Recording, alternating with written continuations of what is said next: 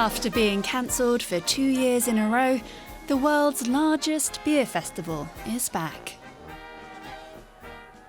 Welcome to the COVID-19 special. Everyone here at Munich's Oktoberfest knows they could easily get infected with the coronavirus. You can't always tell if someone's got it.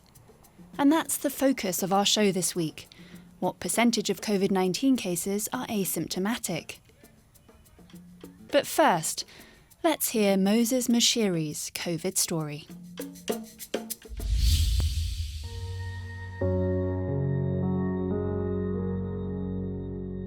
It was scary, and the fact that I had to wait from 7 p.m. to 3 a.m. Then at the corridor on a wheelchair with oxygen mask, you see someone who has died. For you to get a space, you're going to the same bed. I was scared. I thought I would not make it. I'm Moses Mashiri. I live in Nairobi. I had COVID-19. It was June in 2020 when I realized I was not feeling well. I thought it was just a normal flu. I had difficulties in breathing. I could not eat. My wife suggested to go to Avenue Hospital, and they did the COVID test. After the test, also I did not get a bed. Unfortunately, that's when someone died. I was around there. They were moved out of the HDU, and I got a space. I was put on an isolation room. I realized it's COVID when the nurse in charge had to wear the suit. Actually, before COVID, I had taken 20 years without stepping to a hospital. That was my first time to be admitted and treated of serious. I didn't have any other complication. But after the treatment, I realized I became allergic to cold and cold stuff. From there, once I was discharged, I was told to isolate for 10 days. Everything that I'm using, it's only me. So we could only communicate through the phone. Everyone was scared at home, but thank God no one was infected. My wife had to stop working to take care of me because I was not able to eat. It took like 5 weeks. I was declared COVID-free, but still I was healing. We were told you can get reinfected, but I believe I will not. Anytime I'm in public, I always do my mask. I have to sanitize. So I was vaccinated, the first and the second vaccination. I had an insurance cover, but when I was discharged, they said they will not cover. So it was a shock for me to have a huge bill. I had to take a loan. I'm yet to recover from the financials I went through. In Kenya, the government has put in places where you have to do masks in public places, and it's sanitization. Honestly, they're helping, but I don't think they're enough because they're not followed strictly, especially with the people who never got the COVID. They don't know the weight of it. They assume they're not followed to the letter.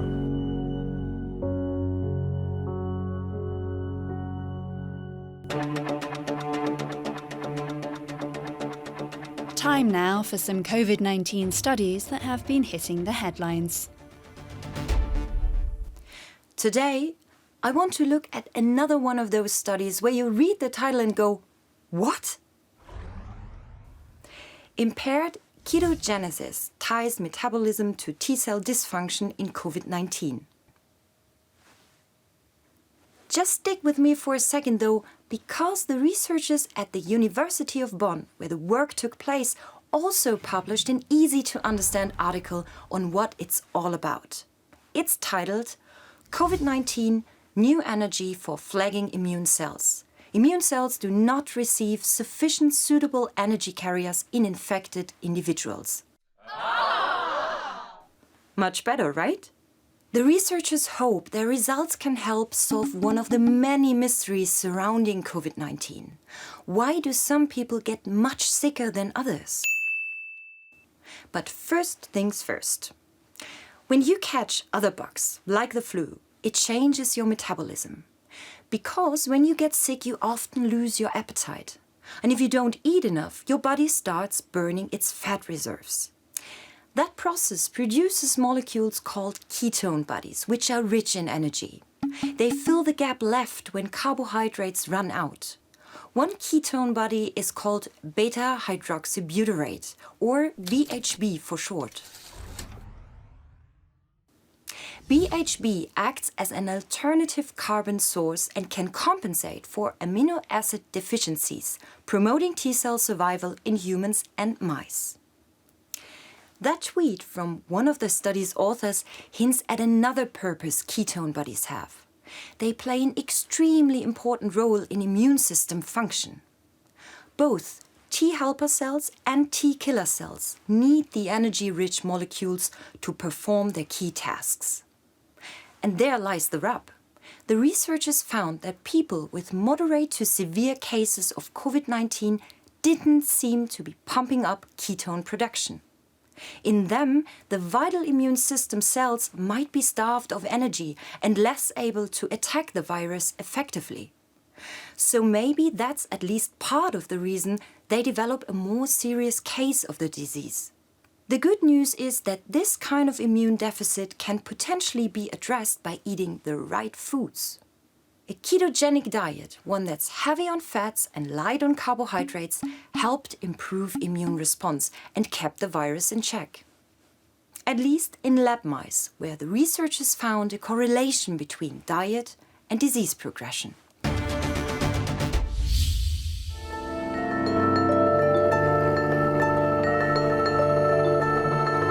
In the last 20 years, both child and maternal mortality rates have been steadily falling. But one international study shows that the global pandemic may have reversed these gains.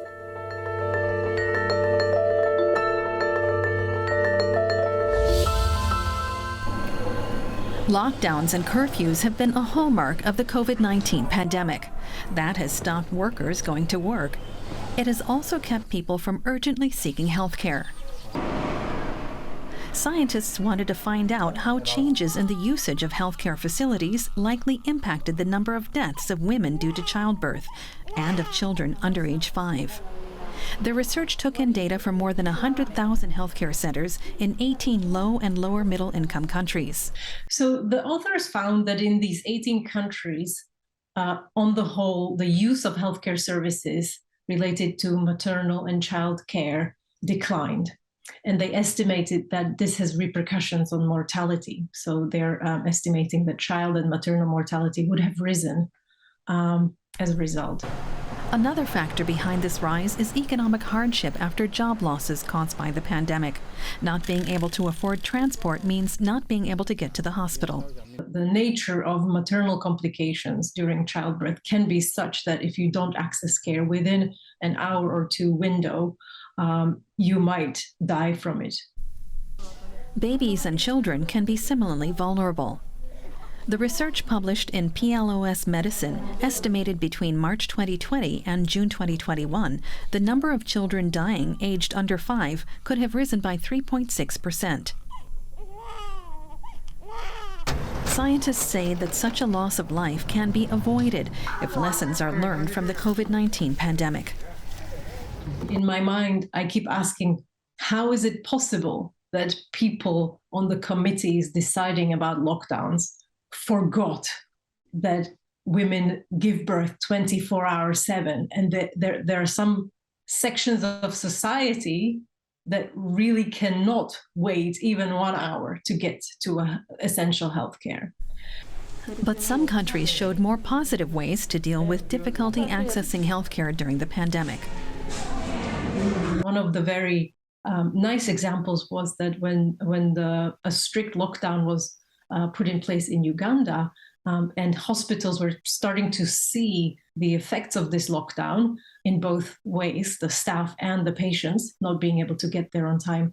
They communicated directly with the Ministry of Health and with the national authorities to gain exceptions and to get information out there to enable midwives, nurses, doctors, as well as pregnant and pregnant women and sick children to be able to access care on time without delay. Good communication can boost healthcare attendance. Midwives could make use of the fact that they have pregnant women's contact details during pregnancy and call them on the phone to explain any necessary changes to care. Changes at government level may also help prevent excess deaths due to a lack of access to healthcare. A centralized approach from a health agency to give the same guidelines to the hospitals all at once about how to deal with women in labor right from the start of an outbreak would also encourage trust and attendance. Some positive outcomes from the pandemic: running water and hand washing facilities in maternity wards have increased in number. There is no one quick fix to prevent a repeat of the excess and preventable deaths during the COVID-19 pandemic. But planning for the next emergency should at least try.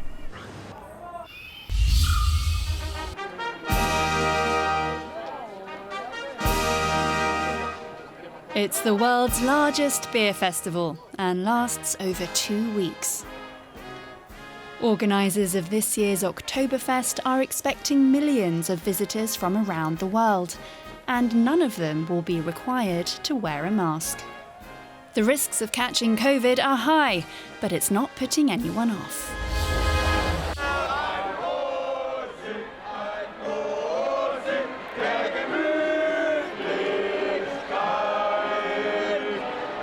These Munich residents aren't afraid of COVID. They've known each other since kindergarten and enjoy being together during the Oktoberfest. Joking, talking and drinking. Friends who figured out life together, from exams and broken hearts to coronavirus and lockdowns. Is everyone here vaccinated? We're all vaccinated. We're being careful, it's fine. We just want to have fun.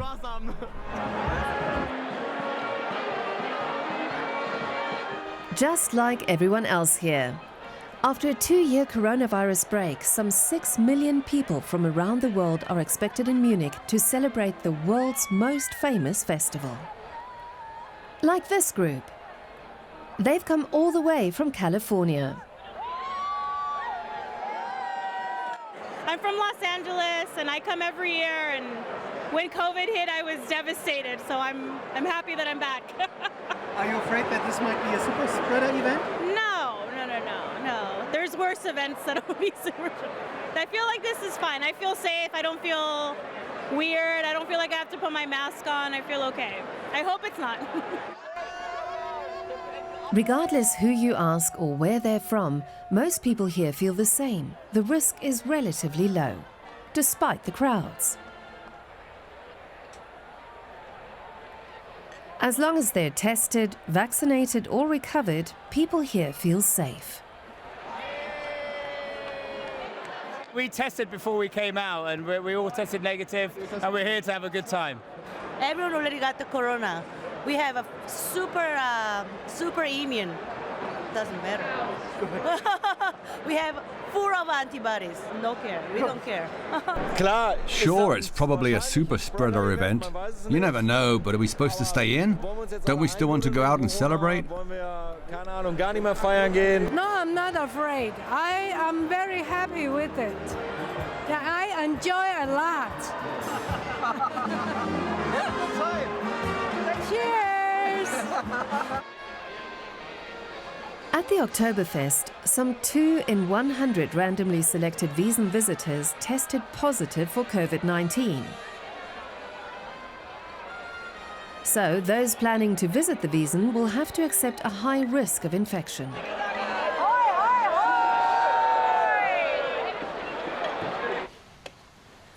But the risk of catching COVID-19 with serious complications is very low, according to Friedemann Gebhardt from the Technical University of Munich. He is already looking forward to visiting the Wiesn. I'm going to the Oktoberfest, and I'm not worried at all, for 3 reasons. The Omicron variant is a virus that rarely causes serious illness, and on the other hand, we have a population that's mostly been vaccinated. At the same time, a large part of the population has already had contact with the virus, so there's a lot of immunity out there already. For those who don't have any risk of serious infection, they can go to the Wiesn and not worry. That includes the more than 13,000 people keeping the festival running.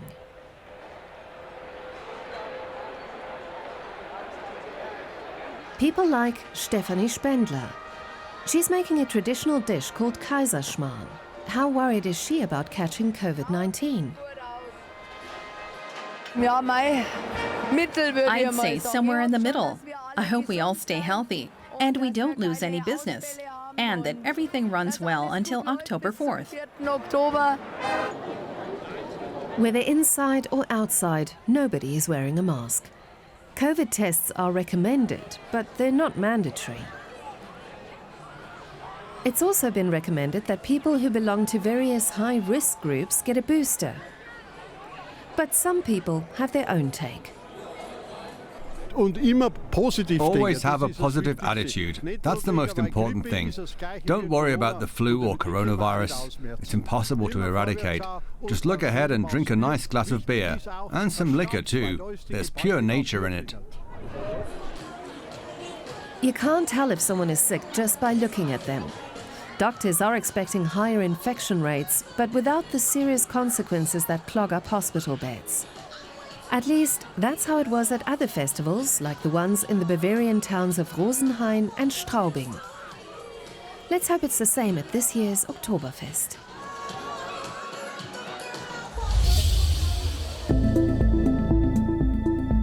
Do you have any questions about COVID-19? Our science correspondent Derek Williams is here to answer them. Just send your questions to covidproducer@dw.com.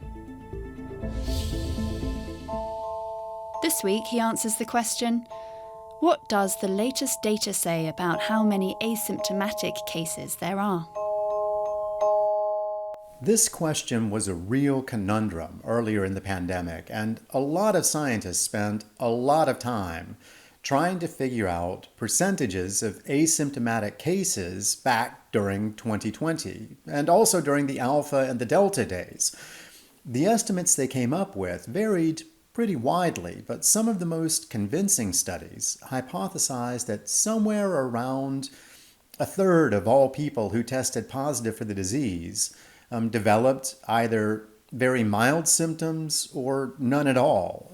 Asymptomatic patients were an interesting path of research to pursue back then because most of us were still on the same page in immunological terms. We hadn't been exposed, and learning why some people didn't manifest any symptoms after exposure, it was thought, could spur new treatments and therapies.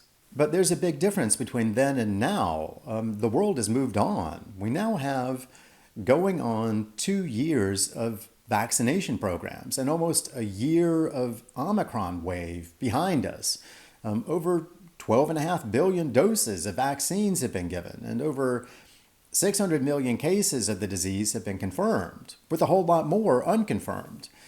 In many places on the planet, healthcare authorities say, most of the population has now been exposed. We're still, I think, a long way away from any declarations that the coronavirus can be considered endemic rather than pandemic. But experts now say that broader immunity due to repeated encounters with the disease and immune protection from vaccines, that they've helped lower the number of deaths and people with serious disease from highs last winter. And although it's almost impossible to nail down really firm data at this point, a lot of doctors believe that those factors have also pretty dramatically increased the number of asymptomatic cases out there. In other words, after recovering from the disease, when people get it again, experts think they'll, in general, be somewhat less likely to develop noticeable symptoms, especially if they've been vaccinated as well. The problem is, the Omicron variant is incredibly infectious, so asymptomatic people can still transmit the disease, even if they don't notice having it themselves. Studies now indicate that in the current COVID paradigm, asymptomatic people are seeding half or even more of all new cases. So even if plenty of people are now shaking off infection quickly, they're still often passing it on to others, which will continue to prolong the pandemic in the near future.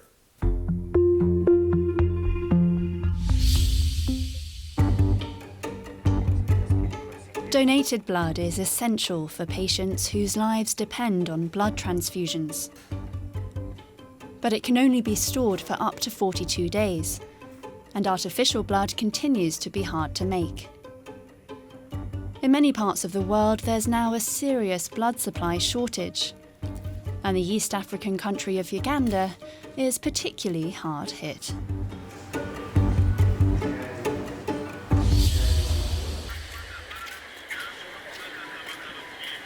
Ugandan hospitals are experiencing an unprecedented blood shortage. Many patients are waiting in vain for urgently needed transfusions. I see patients with acute leukemia. I see patients who have been bleeding and you need a particular product and you can't get it. It is heartbreaking. You have patients, a child, who dies because they are anemic. It's not a good experience. At the National Blood Bank, authorities blame the blood scarcity on the COVID-19 lockdowns. I need blood, and people should really know that it's everyone's responsibility. Uganda had a blood shortfall before the pandemic. I repeat, the ones for hepatitis B virus, hepatitis C virus. The shortage was worsened when schools and universities had to close for almost 2 years. 17 is the minimum age for blood donors. Ugandan students make up over 85% of voluntary donors, donating blood at centralized school clubs and medical camps at universities. With these closed during lockdowns, mobilizing the public to donate blood became a challenge.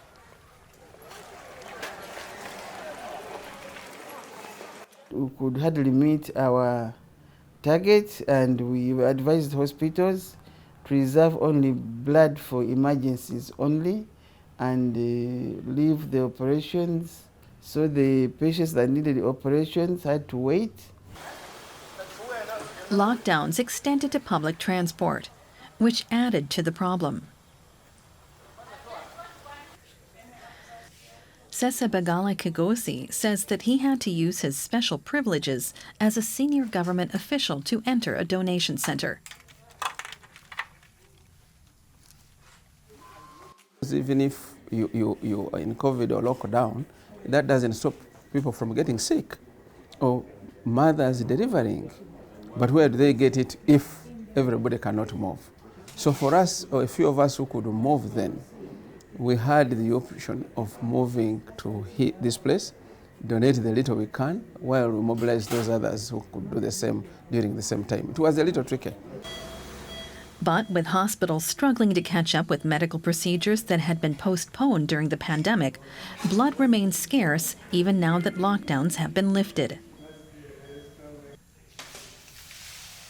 With less than 450,000 units of safe blood collected annually, Uganda is below the World Health Organization recommendation, which requires at least 1% of a country's population to donate blood.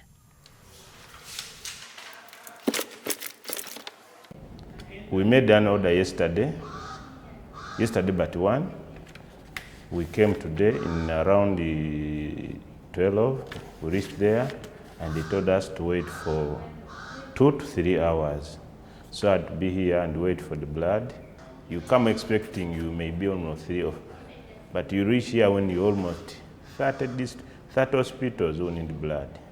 And those in the lab have to minimize and see that each of you actually can have what to take where? To the hospital. According to the WHO, the pandemic led to a 30% drop in blood supply globally. Blood banks are trying to encourage more people to become donors, and also appealing to people who already do so to give more blood even more frequently.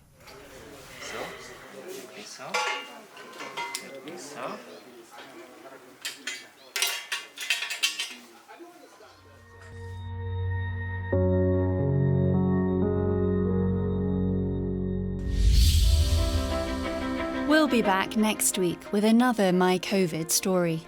Justice Lee Adeboye from Ghana tells us how doctors wrongly diagnosed him with typhus back in February 2021.